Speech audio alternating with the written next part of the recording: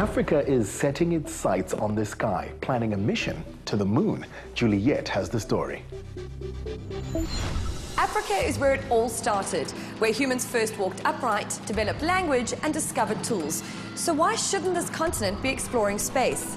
The Cape Town-based Foundation for Space Development is shooting for the moon. The non-profit organization is funding the development of a robotic craft that will either establish an orbit around the moon or actually touch down on its surface. The Foundation for Space Development was established in 2009 as a non-profit organization to meet the requirements of a growing space economy in South Africa, with public and private sector interaction and the arrival of the South African National Space Agency in 2010. Our main objective is to promote space awareness, outreach and education. The foundation wants to generate the cash for the project through a crowd-funded campaign called Africa2Moon mission. But their mission isn't just to plant a flag on the lunar soil. Once they manage to skyrocket their way to the moon, video images will be broadcast back to Earth and their feed will be fed into classrooms across Africa via the web. The program's primary objective will be to provide a series of public participation and scientific missions over several years, culminating in a final mission to the moon.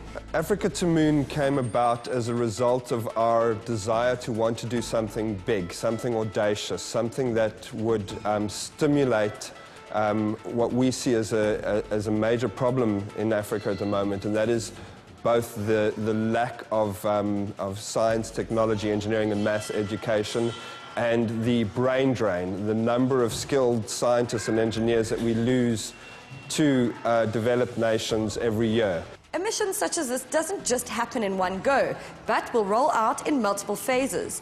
Phase 1 of the mission is calling for a minimum of $150,000, or roughly R1.5 million.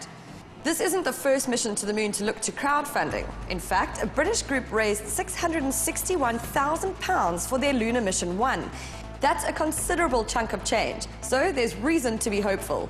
The initial phase covers the development of the full program, final mission concept, and associated feasibility study, as well as outreach and public participation events for 2015.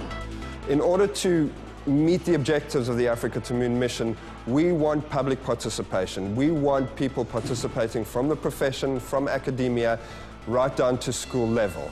In order to do that, we need to fund outreach. We need to go into the schools, into the universities.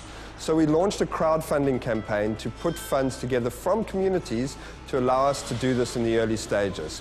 We raised $25,000 in our first crowdfunding, which closed on the 31st of January, and that's enough to start the momentum on our program. During the rest of the year, we're hoping to raise another $125,000 in total, and we have various avenues where we intend to do that, through fundraisers, through individual donors, and through institutions who have already approached us.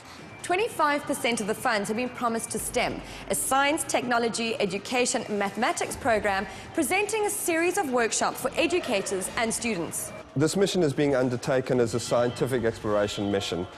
It shouldn't be misinterpreted as anything else. That is, it's a prime imperative that we get that right, that we show that Africa can contribute to the global scientific community. This wouldn't be the first collaborative space exploration project. 9 countries in Africa are currently involved with the Square Kilometre Array Telescope project, where dishes have been built on South African soil, as well as 8 African partner countries, namely Botswana, Ghana, Kenya, Madagascar, Mauritius, Mozambique, Namibia and Zambia.